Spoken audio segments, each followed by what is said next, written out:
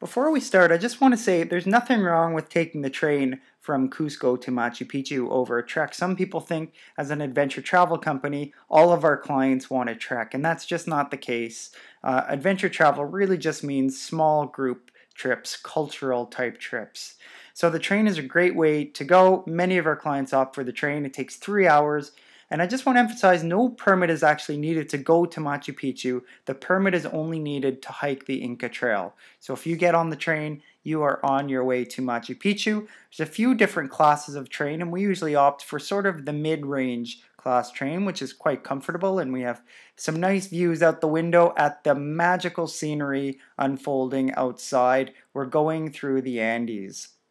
I mean, it is just spectacular here. This is one of the only trains I've seen in my lifetime that actually does switchbacks up the side of the mountain, and we're actually following the Urubamba River, which meanders its way through the Andes right to the base of Machu Picchu.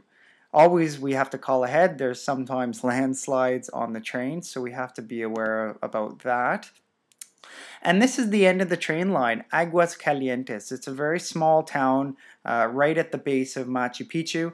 And think about Machu Picchu, it's perched on sort of that cliffside, so we need to get from this lower valley up to Machu Picchu, and there's a bus to take us there. And if you can make out here the road in the center of the photo, which has a few hairpin turns, that's what's going to take us up to Machu Picchu. And that's about as much of an adventure as some people want getting from Cusco to Machu Picchu. So that's a little bit about the train. Again, even if our trips show the Inca Trail trek, you can still spend 3 nights in Cusco and take the train one day to Machu Picchu. And it is a great way to still see some of the beautiful Andean mountains and, of course, the site itself, Machu Picchu. So I hope that helps. Hope you've learned something. Happy sails!